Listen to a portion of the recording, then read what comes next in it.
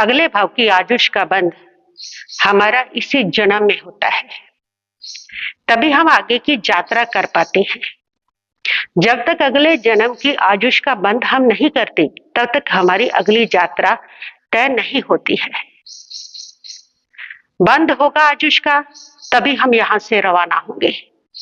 जैसे आपको ट्रेन का सफर करना है और आपको टिकट लेकर के ही उसमें सफर हो सकेगा।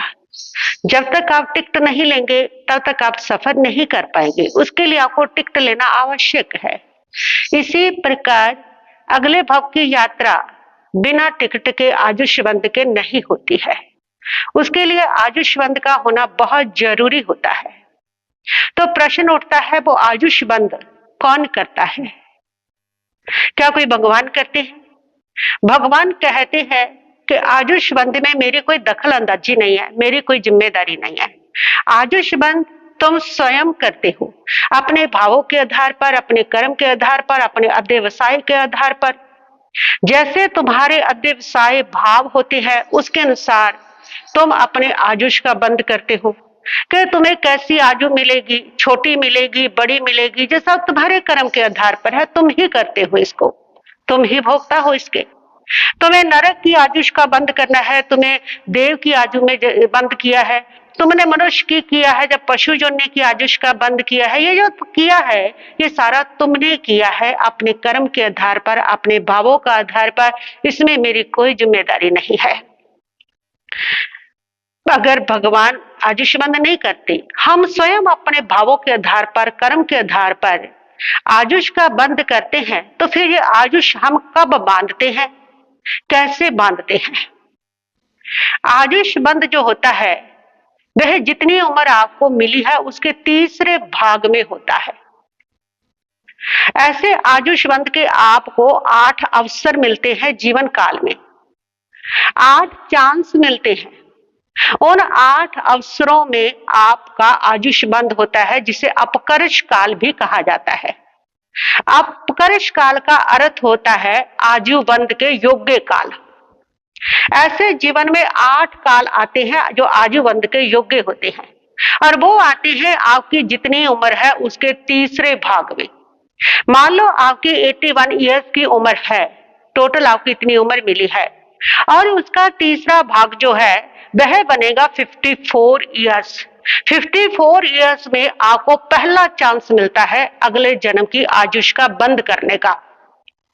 अगर उसमें भी आपका आयुष बंद नहीं होता है तो फिर जो पीछे बची है 27 साल, उस 27 साल के तीसरे भाग में आपका आयुष बंद होगा, वो आपको दूसरा चांस मिलेगा।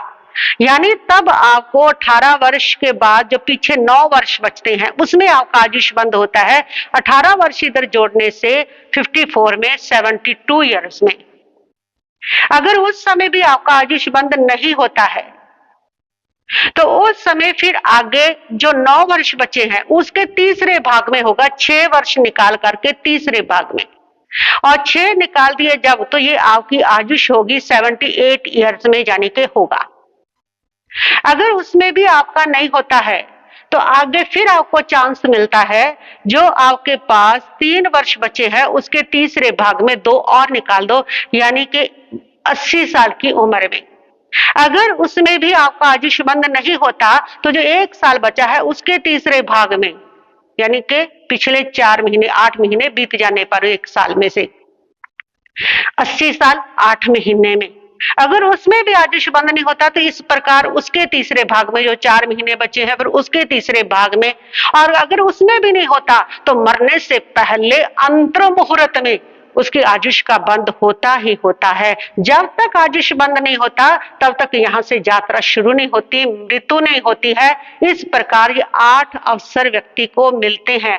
हर व्यक्ति को आयुष बंद के अवसर मिलते हैं, और वो अवसर जो होते हैं आपके भावों पर, आपके अध्यवसायों पर आधारित होते हैं। इसलिए महापुरुष कहते हैं कि आप अपने भावों को हमेशा शुभ रखे, अच्छे रखे, पवित्र रखे, कलुषित मत होने दे। कलुषित भावों में अगर आपकी आयुष का बंध हुआ तो वह खराब आयुष का, पशु योनि, नरक आयु का बंध होगा। शुभ भाव रखेंगे, सबके प्रति भले के भाव रखेंगे, अच्छे भाव रखेंगे, तप संयम के भाव रखेंगे, त्याग के भाव रखेंगे, तो आपकी आयुष का बंध जो है वह अच्छा होगा। ये 8 काल में कभी भी आपकी आयुष का बंद हो जाता है। और ऐसे हमारे पूर्वाचार्य कहते हैं कि जो तिथियां होती हैं उन तिथियों में ज्यादा संभावना होती है कि आपकी आयुष का बंद होने का। इसलिए बहुत सारे जो लोग हैं उन तिथियों का पालन भी करते हैं, तिथियों में उपवास करते हैं, तिथियों में हरी सब्जी नहीं खाते हैं, तिथियों में अपना शुभ भाव रखते हैं, तिथियों में मौन व्रत रख लेते हैं। तो इस प्रकार उन तिथियों में ज्यादा संभावना होती है कि आपकी आयुष का बंद हो जाता है। जिसमें तो आयुष हमारा बंद गया या नहीं बंद गया अगले जन्म का हमें पता नहीं है, कैसे पता चले? वैसे तो ये सारी बात जो है उसको सर्वज्ञ केवल ज्ञानी परमात्मा जानते हैं कि हमारी आयुष का बंद हुआ है या नहीं हुआ है। लेकिन फिर भी थोड़ा आगमों के आधार पर अनुमान लगाया जा सकता है कि व्यक्ति की आयुष का बंद हो गया या नहीं हुआ है। जैसे ढलती उम्र में अगर आपकी आयुष का बंद हो गया है और आपकी आयुष का बंद देव गति का हो गया तो ढलती उम्र में आपको तप, संयम, व्रत, त्याग की और आपकी रुचि बढ़ जाएगी। और अगर आपकी आयुष का बंद नरक का हो गया, त्रंच का हो गया, जब मनुष्य की दुष्ट गति का हो गया, इस प्रकार का हो गया, तो ढलती उम्र के बाद आपको तप, संयम, त्याग में रुचि नहीं बैठने वाली। उससे पहले चाहे कितनी रुचि हो, और ऐसे मैंने बहुत सारे लोगों को देखा है कि उससे पहले वो जवानी के अंदर भरपूर ध्यान करते थे, भरपूर धर्म करते थे, त्याग करते थे, व्रत करते थे, लेकिन जैसी उम्र ढली उनकी 60 साल के करीब आए, 50 साल के करीब हुए, अब उनको रुचि नहीं है, अब उनका कुछ करने को दिल नहीं करता है, कि त्याग भी करने को दिल नहीं करता। अब उनको लगता है कि नहीं नहीं, मैं तो एक भी चीज नहीं छोड़ूंगा, मैं तो हरी सब्जी का त्याग नहीं कर सकता, मैं तो ये भी नहीं कर सकता, एक फल छोड़ने को कहो मैं वह भी नहीं कर सकता। उसकी त्याग में जो रुचि है वह खत्म हो जाती है, यानी कि उसकी प्रवृत्ति में जो अंतर है, ढलती उम्र में वो समझ आता है कि उसकी आयुष का बंद कैसे पड़ सकता है। और मरते समय तो खासकर अगर आपकी बुरी आयुष का बंद हो गया ना, नरक, त्रंच गति का बंद हो गया है, ऐसी आयुष का बंद हुआ है, तो मरते समय आपके जो भाव है वो ममता के होंगे। मरते समय अगर आपको कोई धर्म भी याद कराएगा तो नहीं आएगा, भगवान का नाम भी याद कराएगा तो नहीं आएगा। कहते हैं कि एक सेठ था, उसके ऐसे 4 बेटे थे और वह जो बेटे थे उनकी बहुत सेवा करते थे, लेकिन सेठ का जब अंतिम समय आया तो चारों बेटों पास खड़े थे पिता के, और पास खड़े थे तो उन्होंने कहा कि हमारे पिताजी की सदगति हो। सभी संतान की इच्छा होती है कि मेरे माता पिता अगर दुनिया से जा रहे हैं तो कम से कम उनकी सदगति हो, यहाँ जा रहे हैं वे सुख शांति से वहां पर रहे, उनकी अच्छी गति हो, ऐसा प्रयास सभी करते हैं। तो वह बच्चे जो है वे प्रयास कर रहे हैं कि कोई दान पुण्य करवाता है माता पिता से, इनकी सदगति हो जाए, कोई नाम सुनाता है। तो उन्होंने कहा कि पिताजी अब आपको जाना तो है, इसलिए आप भगवान का नाम लो, भगवान का नाम। जैसे उसने सुना तो उन्होंने कहा अरे अरे हाँ याद आया, वो भगवान दास था ना, वो भगवान दास, उसकी तरफ मेरे 2000 रुपए पड़े हैं, वो तुम ले लेना। उन्होंने कहा ये तो ध्यान और भटक गया। दूसरे बेटे ने कहा कि पिताजी राम राम बोलो, राम राम बोलो। जैसे उन्होंने कहा तो उसने कहा अरे हाँ हाँ याद आया, वो रामा नाई है ना जो अपने यहाँ पर रहता है, तो उसने मेरे से कुछ पैसे उधार ले रखे हैं, मेरी बही में लिखा पड़ा होगा, शायद 500 रुपया है, तुम मुझसे ले आना। ओहो। फिर उसके बाद उन्होंने कहा कि चलो अपन कृष्ण कृष्ण कहलाते हैं, कृष्ण कृष्ण बोला, आप हरे कृष्ण कृष्ण बोलो। उसने कहा अरे हाँ हाँ, वो हरि कृष्ण जो है ना, वो हरि कृष्ण जो रहता है, और उसका भी बहुत सारा पैसा मैंने उससे लेना है। अच्छा याद करवा दिया तुमने, वो मेरे से उधार ले गया था, ब्याज पर चल रहा है, वो तुम मुझसे ले लेना। फिर उन्होंने कहा चलो जय महावीर बोलो, जय महावीर, जय महावीर, पिताजी जय महावीर बोलो, उधर आपका ध्यान लगाओ। उन्होंने कहा हाँ हाँ मुझे याद आ गया, वो महावीर प्रसाद जो रहते हैं ना, तो वो मेरे से बहुत सारा कपड़ा ले गए थे, लेकिन पैसा नहीं देके गए, और तुम अच्छे से उनसे पैसा ले लेना। ये कहते कहते उनके प्राण पखेरु उड़ गए।